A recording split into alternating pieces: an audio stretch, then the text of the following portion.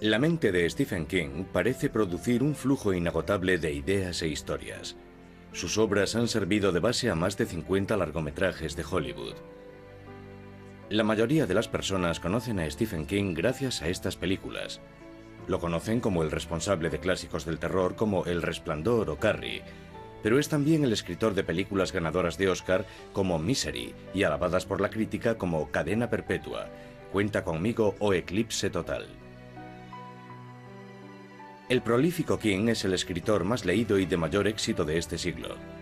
Sus libros le han hecho rico y poderoso, algo muy diferente a sus primeros años. A finales de los años 40, Maine era un estado rural, pobre y poco poblado. La mayoría tenía que trabajar duro para ganarse la vida. Donald Edwin King era uno de ellos. Tras servir en la Marina Mercante durante la guerra, encontró trabajo en Maine vendiendo aspiradoras a domicilio. En 1947, él y su mujer Ruth cuidaban de David, su hijo adoptado de 2 años, en Portland. Los médicos habían dicho a Ruth unos años antes que no podría tener hijos, pero ese año demostró que se habían equivocado. Para su sorpresa, descubrió que estaba embarazada, y el 21 de septiembre dio a luz un niño sano en el Hospital General de Maine, Stephen Edwin King, su segundo hijo y único concebido de forma natural. Los King dieron la bienvenida al recién llegado y volvieron a sus vidas. Como era habitual en esos años, Ruth era ama de casa y cuidaba de los niños, y Donald aportaba el dinero. Así hasta 1950, año en que Donald cambió las vidas de los King para siempre. Dijo, Ruth, salgo a comprar un paquete de tabaco, y esa fue la última vez que lo vio. Ruth se encontró sola con sus 2 hijos, Stephen de 2 años y David de 4.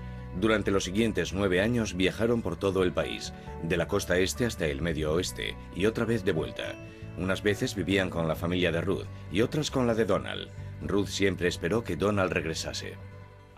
Lo que más recuerdo de mi madre es que era muy trabajadora y eso es algo que nos ha influido a los dos. No creo que nadie pueda decir que Stephen o yo somos unos vagos. También hemos heredado otra cosa de ella, la constancia. Compaginaba a menudo 2 o 3 trabajos para poder sacar adelante a su pequeña familia. A veces no podía pagar una canguro, y los niños tenían que quedarse solos mientras ella trabajaba. David solía leer para Stephen, y luego Stephen leía para David. Así era como cuidaban el uno del otro, y cuando ella volvía a casa, les hacía preguntas para asegurarse de que habían estado atentos a la lectura. En esa época debían de tener 4, 5 o 6 años, eran muy pequeños. Stephen y David crecieron rodeados de libros, principalmente de misterio.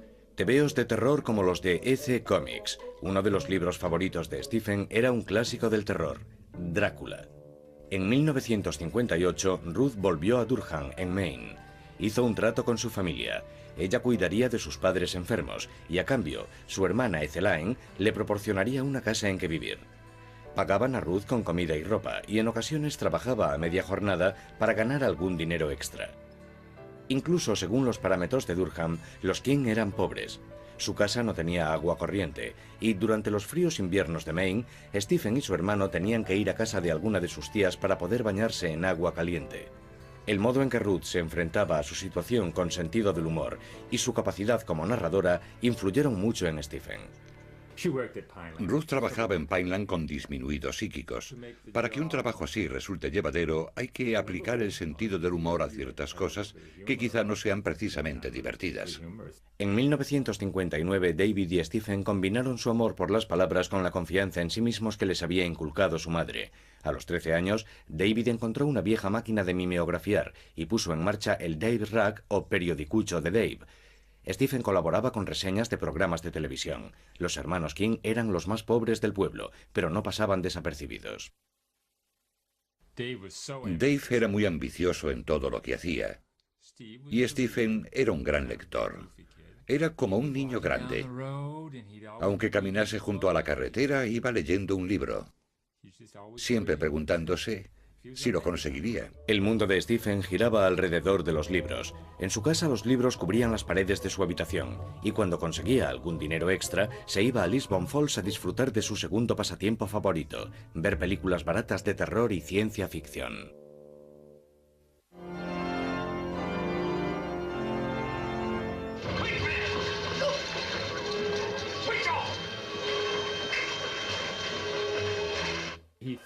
Devoraba revistas y películas de terror.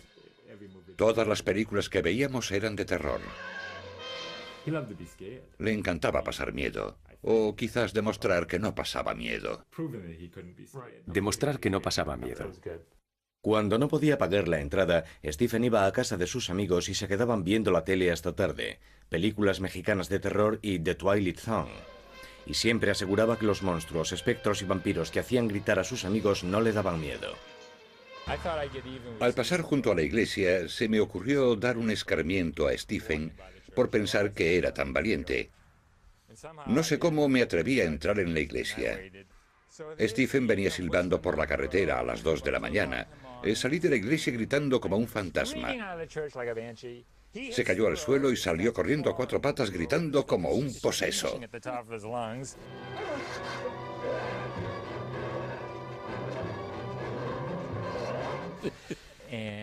Pensé que lo había matado. Lo agarré y lo sacudí. Soy yo, no pasa nada. Nunca me lo perdonó. De hecho, a Stephen le daban miedo muchas cosas. Las arañas, los espacios cerrados, las alcantarillas, los funerales, el número 13, la oscuridad. Pero lo que más miedo le daba era la delgada línea que separa el bien del mal. Cuando solo tenía 11 años, comenzó a coleccionar artículos sobre un asesino en serie real, Charlie Starkweather, que convirtió en una matanza un viaje con su novia por Nebraska y Wyoming. Stephen se enfrentó a sus miedos poniéndolos por escrito. En 1960, Stephen descubrió que su pasión por la escritura podía no ser una casualidad. Encontró una caja en el desván de su tía. Para su sorpresa, descubrió por las cartas de rechazo de varias revistas que su padre había intentado convertirse en escritor. Las cartas sugerían que tenía mucho talento y le pedían que enviase otros relatos. Le pregunté a mi madre sobre eso una vez, ya que guardaba todo aquello. Ella se rió y me dijo: Stephen, tu padre era incapaz de ser constante, por eso huyó del matrimonio. Stephen empezó a enviar sus propios relatos a las revistas y comenzó su propia colección de cartas de rechazo. Pero al contrario que su padre, Stephen no dejó de escribir. Estaba decidido a continuar hasta que le publicasen algo. Ese otoño, Stephen comenzó a asistir al Instituto Lisbon, donde consiguió notoriedad y 3 días de expulsión por publicar una parodia del periódico del instituto llamada El Vómito del Pueblo. También aprendió a tocar la guitarra y montó un grupo. Pero a diferencia de la mayoría de los adolescentes, consiguió un trabajo de media jornada cavando tumbas. Sí, yo cavé una con Stephen. Se llamaba... Nosotros nos referíamos a él como Ed el Muerto. El señor Newell era del pueblo. No sé si Stephen lo enterró o no, pero sí que cavamos la tumba. Mi padre era el encargado de un pequeño cementerio, así fue como conseguimos el trabajo. Nos pagaron 25 o 50 dólares. Era una fortuna. Era muchísimo en los 60. Ese trabajo inspiró el relato de Stephen Yo fui un ladrón de tumbas adolescente, la historia de un huérfano que acepta trabajar para un científico loco desenterrando cadáveres. Y en 1965 Comics Review aceptó publicar el relato. No le pagaron nada, pero al fin había conseguido publicar. A Stephen le fue bien en el instituto y le ofrecieron una beca parcial en una facultad de Drew, en New Jersey, pero su madre no podía permitirse que estudiase fuera, y en 1966 siguió los pasos de su hermano y se matriculó en Maine, en Orono. Stephen no pasaba desapercibido en el campus, grande, mal vestido, con barba y pelo largo. No tardé en fijarme en él. Era muy enérgico y no se mordía la lengua. Hablaba en voz alta en clase y decía cosas interesantes. Muy interesantes. Stephen no se mordió la lengua con respecto a la guerra de Vietnam. Sus protestas tomaron forma en una columna del periódico de la universidad llamada El camión de la basura de King. Además de las 47 columnas que escribió, King publicó un cómic del oeste por entregas llamado Slade y escribía novelas. Muchos estudiantes aspiran a ser escritores, pero Stephen era diferente. No solo aspiraba a convertirse en escritor, sino que lo consiguió. Recuerdo que en su tercer año en la universidad terminó 5 novelas.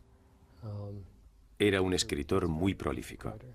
En 1966, su primer año en la universidad, recibió su primer cheque, $35 de Statling Mystery Stories, por su relato El suelo de cristal. Escribía sin parar, pero escribir no era un modo de ganarse la vida, seguía siendo extremadamente pobre. Para completar los $5 que su madre le enviaba cada semana, Stephen trabajaba media jornada en la biblioteca de la universidad. Allí conoció a Tabitha Spurs, estudiante de historia y aspirante a poeta. Era el estudiante más pobre que he conocido. Calzaba unas botas de agua recortadas porque no podía permitirse comprar unos zapatos. Tabitha era la tercera de los 8 hijos de una familia de clase trabajadora de Old Town, Bangor. Compartían su amor por los libros y la escritura. Nos enamoramos. Tuvimos una hija y luego nos casamos. Así se hacían las cosas a veces en los 60. Llamaron a su primera hija Naomi. En enero de 1971, justo después de que Stephen se graduase, se casaron. La familia se fue a vivir a una caravana en Hermon, Maine, a las afueras de Bangor. Quien esperaba conseguir trabajo como profesor, pero no tuvo suerte, así que trabajó en una gasolinera por el salario mínimo y en una lavandería de Bangor por $1.60 a la hora. Tabitha trabajaba por la noche en un Dunkin' Donuts. Cuando estaba trabajando en la lavandería de Bangor, había momentos en los que me sentía deprimido o triste, y era porque pensaba que todo lo que había conseguido con mi educación universitaria era repetir la vida de mi madre. El poco tiempo del que disponía Stephen tras trabajar todo el día y ejercer de padre después, lo pasaba ante la máquina de escribir. Pensaba que esa sería su forma de salir de la pobreza. Por fin, en febrero de 1971, Stephen consiguió trabajo como profesor de inglés en la Academia Hamden. Ganaría unos $4.600 al año, una cantidad razonable pero también una pesadilla para él. Ganaría el dinero suficiente, pero su vida sería la de un escritor frustrado.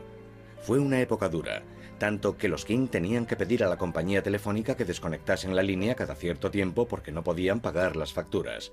El segundo hijo de Stephen y Tabitha, Joseph, nació el 4 de junio del 72. Ese verano Stephen volvió a trabajar en una lavandería industrial para completar su sueldo de profesor. Durante el otoño daba clases todo el día, volvía a casa, corregía ejercicios y preparaba las clases antes de encerrarse a escribir en el cuarto de la caldera de la caravana. Durante al menos 2 horas cada noche, Stephen se sentaba en el estrecho habitáculo y daba rienda suelta a sus historias con la máquina de escribir sobre sus rodillas. No tardó en encontrar un espacio para sus relatos, las revistas para hombres como Cavalier, Jude, Gent o Swank. Quería mandarle a mi madre algunos de esos relatos que había publicado, así que los fotocopiaba en la biblioteca de la universidad, porque aparecían junto a anuncios como por ejemplo, llama al 1-800, tetas, y no quería que mi madre viese todo eso. Stephen ganaba unos $200 por relato. El dinero desaparecía en cuanto llegaba, a menudo justo a tiempo para cubrir la última emergencia. Para el alquiler de la caravana en la que vivían, para medicamentos para los niños, siempre había una emergencia detrás de otra. Es lo que pasa cuando te casas y tienes hijos, siempre hay más facturas que dinero. Stephen escribía tantos relatos como podía, pero sus responsabilidades aumentaban, y no le resultaba fácil imaginar que conseguiría ganar algo más que lo justo para sobrevivir. La frustración lo llevaba a veces al bar o a pasar la noche jugando al póker y fumando con sus amigos. Y eso creaba más tensión en su hogar. Creo que yo me enfadaba más por los $5 que se gastaba en tabaco cada semana que por cualquier otra cosa. Que quemase el dinero literalmente era lo que me volvía loca. Los libros siempre habían sido el refugio de Stephen. Estaba acostumbrado a perderse en ellos. Ahora tenía que enfrentarse al hecho de no poder permitírselo. A veces discutíamos porque se compraba un libro de tapa dura. Era demasiado caro para un presupuesto como el nuestro. Cuando todo parecía ir peor, Stephen se dio cuenta de que contaba con un valioso amigo. Bill Thompson, un veterano editor de Doubleday, había aceptado y leído 3 de sus manuscritos. Sin embargo, no pudo convencer a Doubleday para que los publicasen.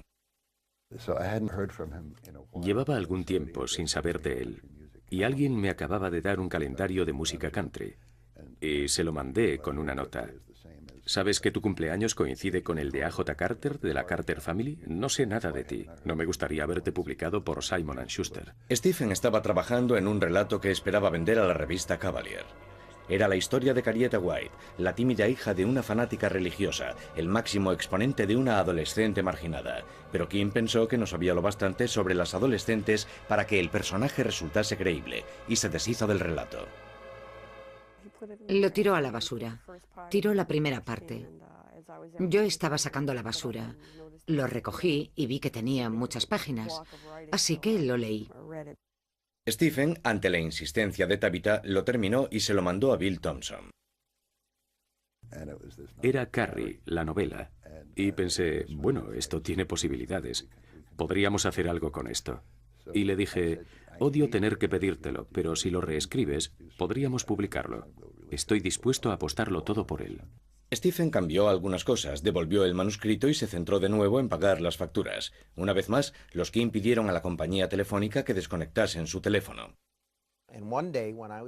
Un día estaba en la sala de profesores y dijeron por megafonía, «Señor King, por favor, venga al despacho. Tiene una llamada de su esposa».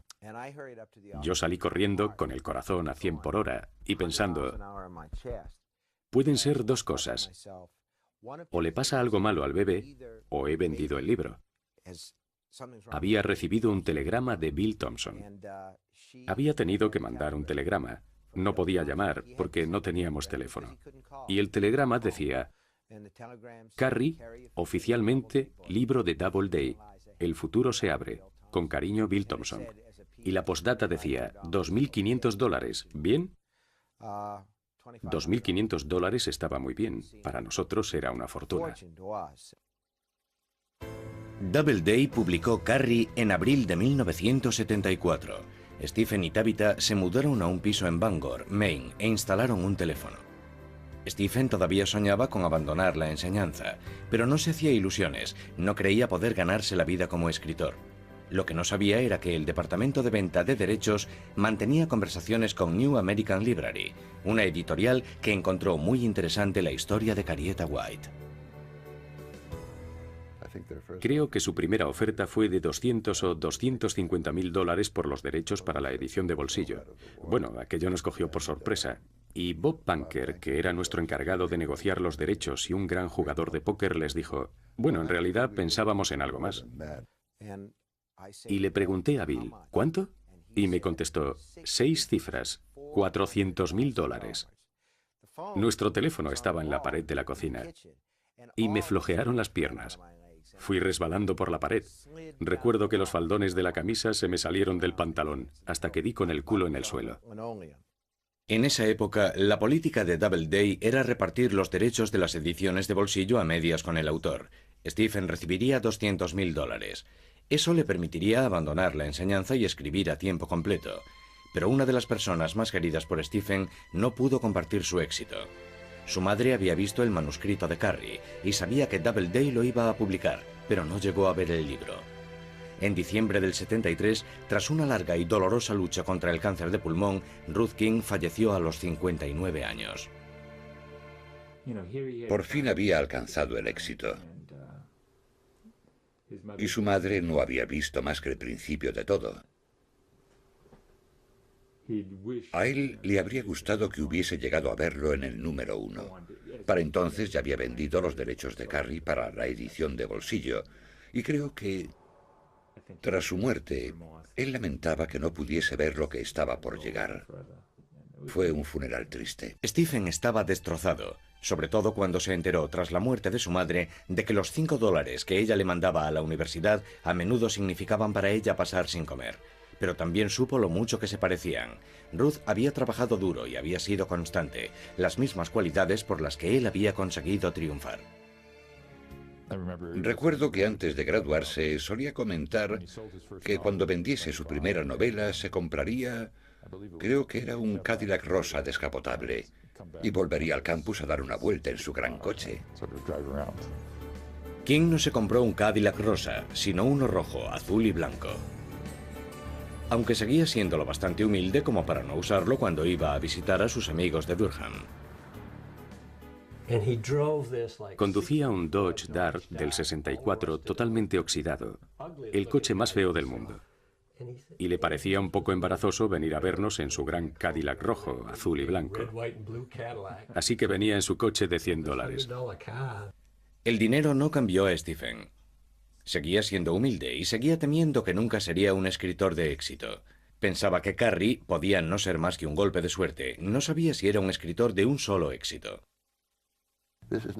No es ningún tonto. Creo que pensó, lo he conseguido, pero podría perderlo. Voy a disfrutar mientras dure. Stephen King escribía constantemente, 1500 palabras al día. Se inspiraba en la gente que conocía, en lo que él mismo vivía y en la vida cotidiana y rural de Maine. Su siguiente libro, El misterio de Salem Slot, era una historia sobre Drácula ambientada en una pequeña población de Maine. Envió el manuscrito a Doubleday, compraron el libro y vendieron los derechos de la edición de bolsillo por $500,000. De nuevo Stephen recibió la mitad. Sus 2 primeras novelas le habían hecho ganar casi $500,000. Algo increíble para un autor novel, y eso sin contar la venta de derechos para el cine. Tras La semilla del diablo, el terror estaba de moda en Hollywood, y Columbia Pictures compró los derechos de Carrie, su primer libro. Pero King no conseguía librarse del miedo de no alcanzar lo que tanto ansiaba. Pensó que un cambio de ambiente le inspiraría nuevas historias, y por primera vez en su vida tenía el dinero suficiente para dejar Maine. En otoño de 1974, los King se montaron en su nuevo Cadillac y llegaron hasta Boulder, Colorado. En Boulder, King no consiguió centrarse en el trabajo. Comenzaba una historia tras otra, pero ninguna lo satisfacía. Pensando que le vendrían bien unos días libres, preguntó dónde podía pasar un fin de semana tranquilo con Tabitha y los niños. Le recomendaron el Hotel Stanley, en Estes Park. De hecho, estaban a punto de cerrar durante la temporada de invierno. Se registraron y prácticamente tenían el hotel para ellos solos. La imaginación de King comenzó a desatarse. Paseaba por los pasillos. Veía una manguera enrollada y en su mente la veía y la oía cobrar vida y golpear el suelo. Comenzó a trabajar en la historia de un niño con poderes paranormales que corre el peligro de ser atrapado por el mal que habita en el Hotel Overlook y ve su vida amenazada por un padre borracho. Pero esta no era solo otra historia de terror. Stephen estaba escribiendo sobre sus propias vivencias. Sobre todos los que han estado casados 3 o 4 años y han estado sin Blanca y todo eso, se crea una gran tensión entre las personas. Y hay mucho de eso en la novela El Resplandor, que tiene que ver con el alcohol, con la ira, con muchas de las cosas que yo sentía en aquella época. Stephen King terminó El Resplandor en Colorado. Aunque Boulder le había inspirado, el corazón de Stephen estaba en el este. En 1975 regresó a Maine con su familia. El segundo libro de Stephen, El misterio de Salem Slot, salió a la venta cerca del día de Halloween, y poco después lo hizo la edición de bolsillo. A finales de 1976, un nuevo público descubrió a Stephen King gracias a la película Carrie, protagonizada por Sissy Spacek.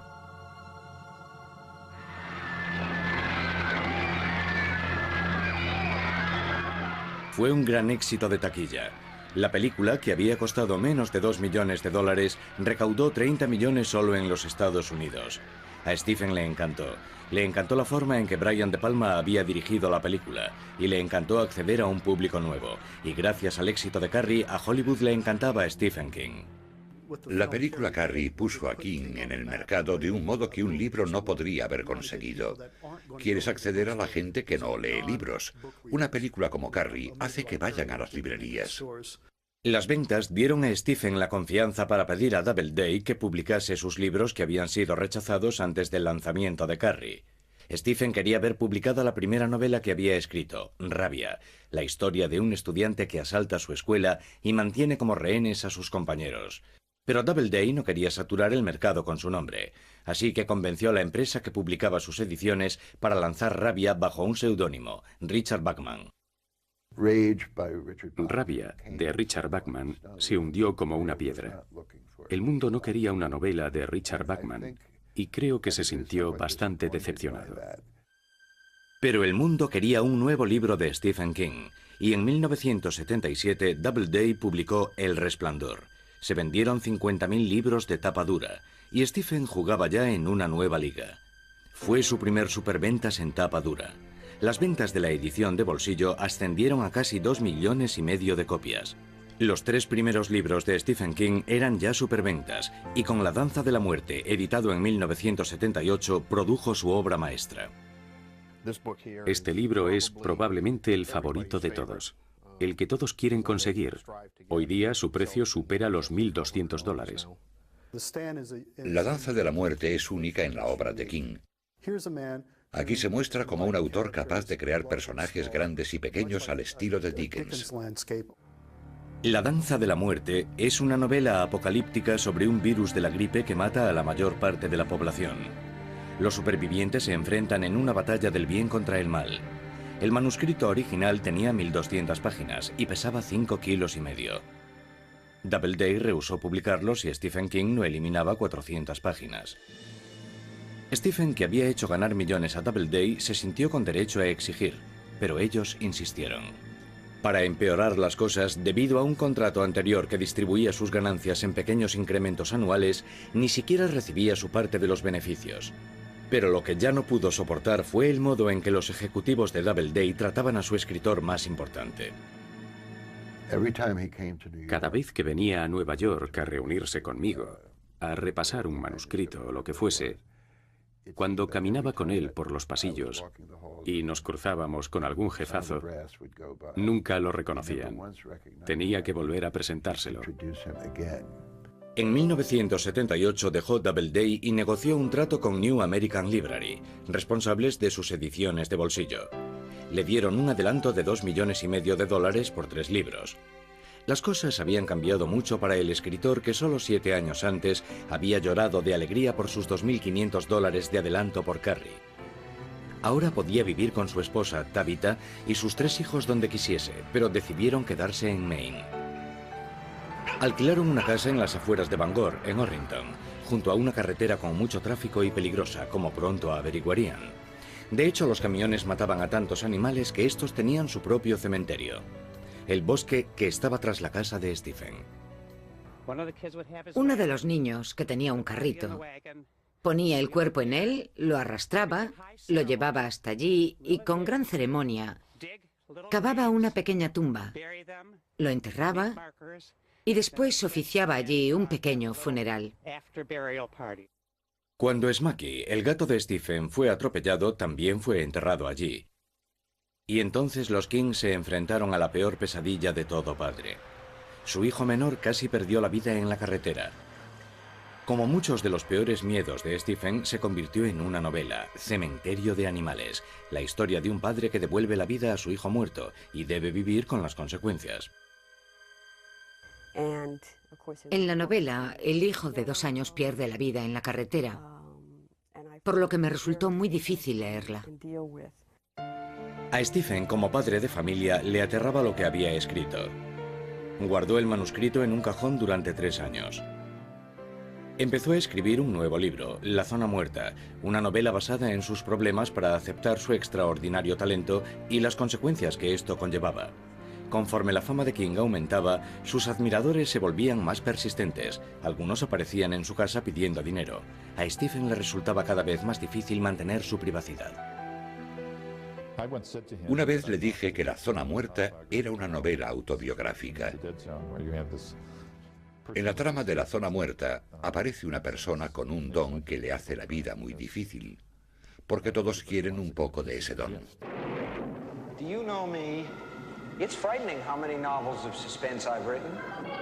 Esto incluía a los anunciantes y a los estudios de Hollywood. Vendía los derechos de sus libros con la misma rapidez con que los escribía. En 1979 se estrenó la película El Resplandor, de Stanley Kubrick. A King le encanta el cine y ve muchas películas. Cuando surgió el nombre de Kubrick, al principio estaba muy contento porque la obra de Kubrick le gustaba y tenía grandes expectativas. La película fue uno de los filmes con los que la Warner Brothers más recaudó en toda su historia. King opinaba que la película era visualmente magnífica y también terrorífica, pero que Kubrick había ignorado uno de los temas fundamentales del libro, la desintegración de la familia. Kubrick ignoró el verdadero subtexto del libro y digamos que creó su propia historia basándose en que Jack se vuelve loco. Pero no cuenta la historia del modo en que King la escribió. King utilizó su gran influencia y exigió poder decidir quién dirigiría sus historias a partir de entonces. Desconfiaba de Hollywood y quería mantener la distancia con el mundo de las estrellas. Necesitaba más privacidad y seguridad para mantener alejados a sus admiradores. En 1980 compró una mansión victoriana en Bangor, Maine. Fueron necesarios 3 años de reformas para restaurar la casa, de 126 años. El niño que había crecido sin agua caliente podría disfrutar de una piscina interior de 15 metros. Y al más puro estilo Stephen King, había murciélagos dentro y fuera de la casa.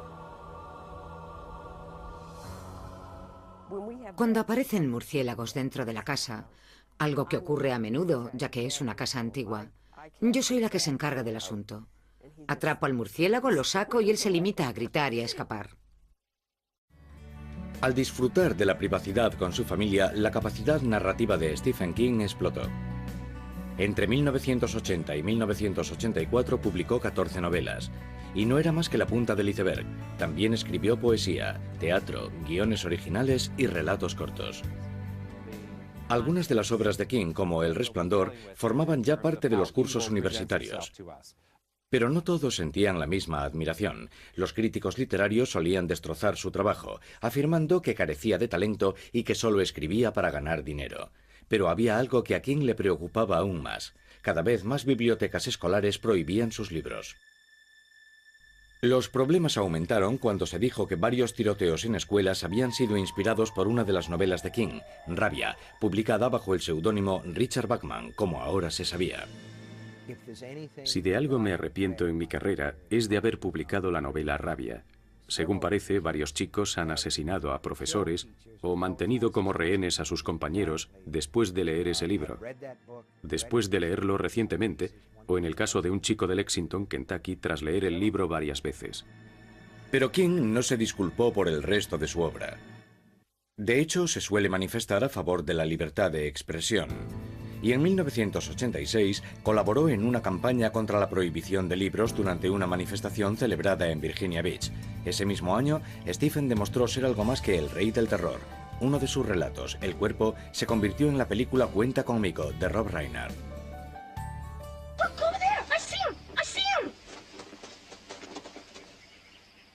None of us could breathe.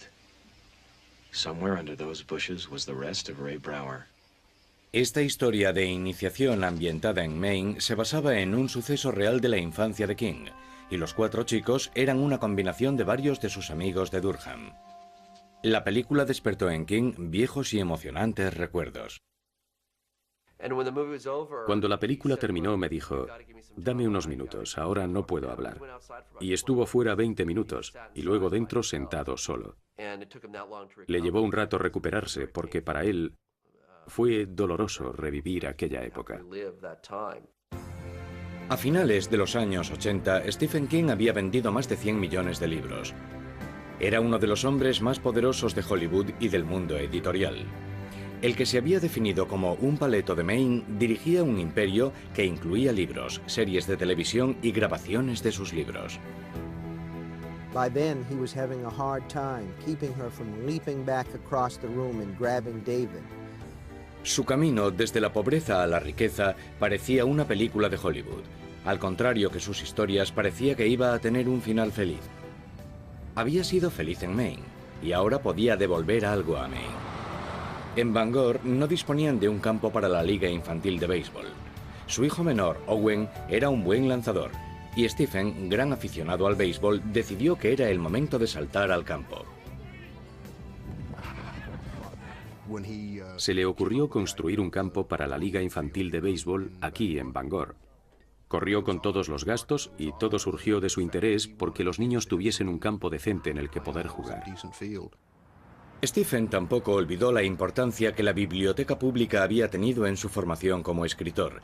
Con su esposa Tabitha como directora, encabezó una campaña para recaudar fondos con el fin de ampliar la biblioteca municipal de Bangor. Incluso consiguió hacer realidad un sueño de juventud, ser una estrella del rock. Compró la emisora local especializada en música rock para asegurar su supervivencia. On rhythm guitar, Stephen King.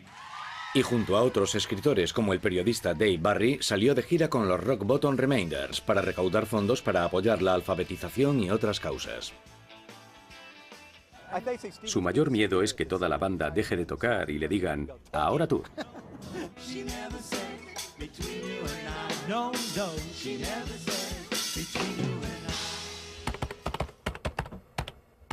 Dejando aparte el canto, Stephen King parecía haber vencido a muchos de sus demonios personales.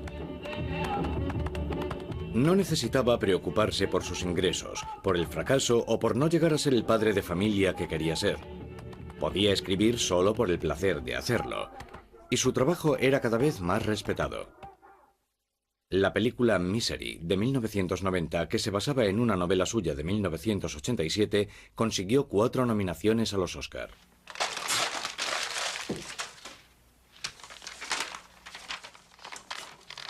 Misery retrata a un escritor que abandona su temática habitual para intentar algo nuevo.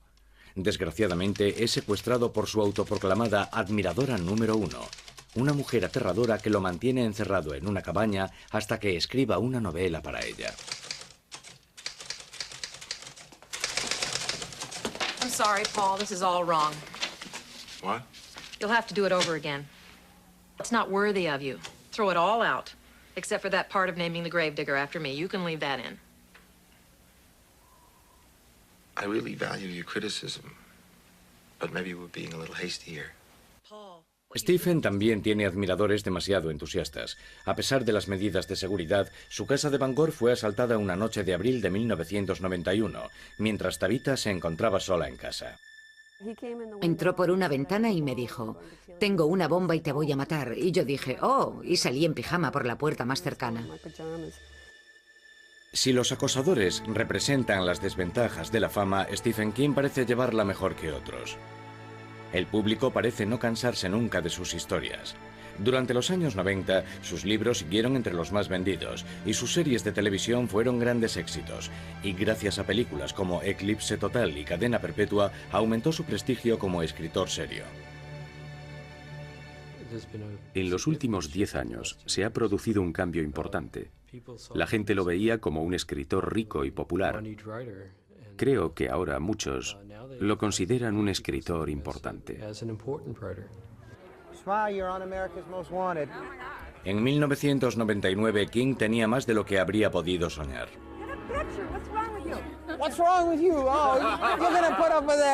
Había en circulación más de 300 millones de libros suyos.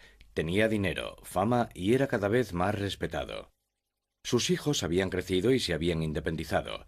Stephen y Tabitha necesitaban un cambio en sus vidas. Pensaron comprar una casa en Florida, lejos de los duros inviernos de Maine, donde poder jubilarse. Pero en junio, el rey del terror protagonizó una historia aterradora. Stephen fue atropellado cerca de su casa de Maine. Sufrió heridas graves. Creo que eran más graves de lo que la prensa sabía. Stephen estuvo a punto de morir. De hecho, uno de los de la ambulancia que lo trasladó dijo que le sorprendía que hubiese salido con vida. Stephen sufrió heridas en los pulmones. Se rompió una pierna, varias costillas y se fracturó la cadera. Pasó semanas hospitalizado y siendo operado en numerosas ocasiones. Perdió más de 45 kilos. Pero consiguió recuperarse lo suficiente para asistir al estreno de su nueva película La Milla Verde, a finales de 1999. Stephen declaró que su peor pesadilla era no poder volver a escribir tras el accidente. Para alguien que ha dedicado su vida a escribir y es el escritor vivo más famoso, sería un final trágico para una carrera notable. Pero a finales de 1999 estaba de nuevo ante su escritorio imaginando nuevas historias y escribiendo un nuevo capítulo de su asombrosa vida. Lo que más me asusta con respecto a mi trabajo, no darme cuenta de que ha llegado el momento de dejarlo. Dejarlo no parece entrar en los planes de Stephen King. Sigue siendo tan prolífico como siempre. Fue el primer autor importante en publicar un libro exclusivamente en Internet, Montando la bala, en el año 2000. 3 años más tarde recibió la prestigiosa medalla de la Fundación Nacional del Libro por su destacada contribución a la literatura americana. Y se inspiró en su propia aproximación a la muerte para crear la serie de televisión de temática sobrenatural Kingdom Hospital. Sigue escribiendo numerosos relatos y continúa trabajando en proyectos para la televisión y el cine, como la película La Ventana Secreta, de 2004. Además, consigue sacar tiempo para disfrutar de su otra pasión, el béisbol. Siempre ha sido un seguidor de los Red Sox y coescribió la crónica de su histórica temporada en 2004 en el libro Faithful. Y volvió a demostrar su versatilidad con un libro para niños titulado La chica que amaba a Tom Gordon. Además de esos proyectos, regresó al género que le ha dado fama y terminó la 7ª y última entrega de su popular serie La Torre Oscura.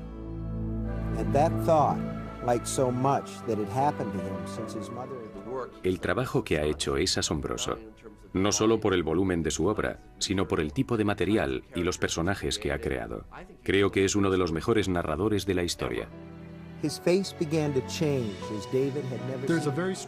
Comparto la opinión de que Stephen King ha narrado la segunda mitad de este siglo de un modo que hará que la gente lo lea dentro de 50 o 100 años.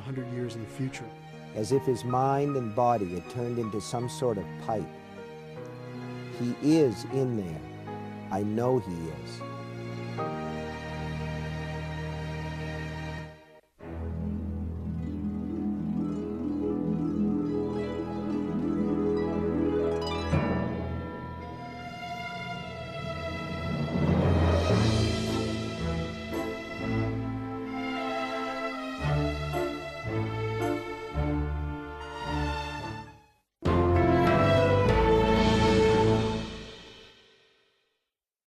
La mayoría tenía que trabajar duro para ganarse la vida.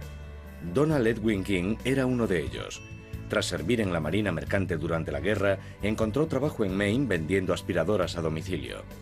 En 1947, él y su mujer Ruth cuidaban de David, su hijo adoptado de 2 años, en Portland. Los médicos habían dicho a Ruth unos años antes que no podría tener hijos, pero ese año demostró que se habían equivocado. Para su sorpresa, descubrió que estaba embarazada y el 21 de septiembre dio a luz un niño sano en el Hospital General de Maine, Stephen Edwin King, su segundo hijo y único concebido de forma natural. Los King dieron la bienvenida al recién llegado y volvieron a sus vidas.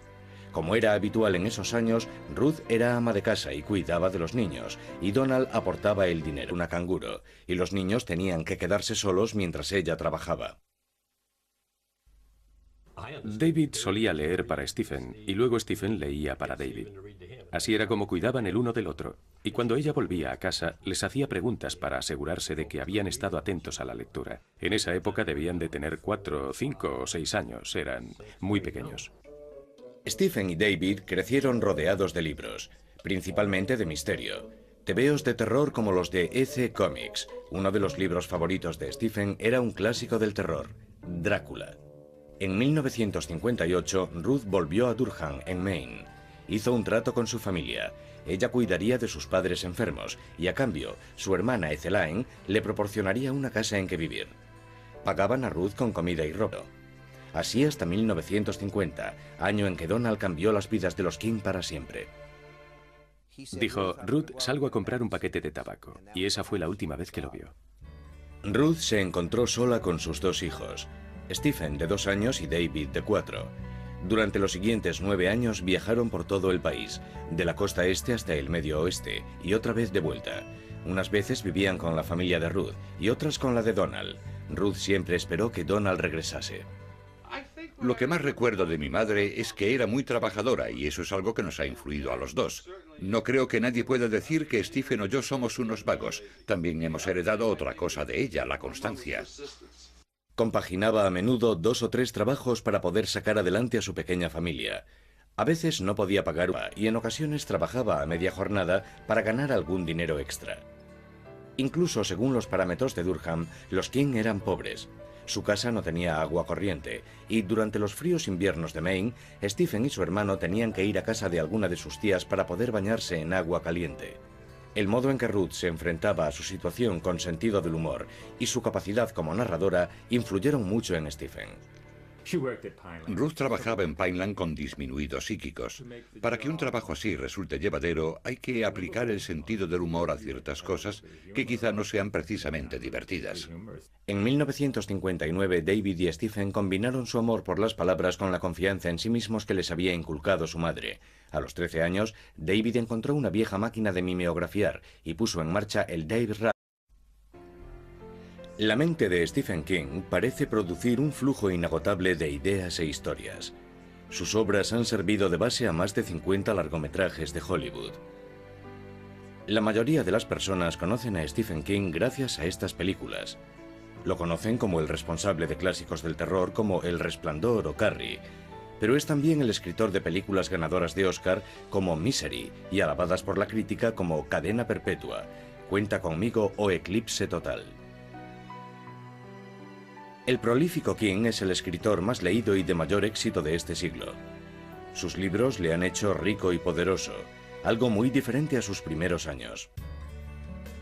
A finales de los años 40, Maine era un estado rural, pobre y poco poblado.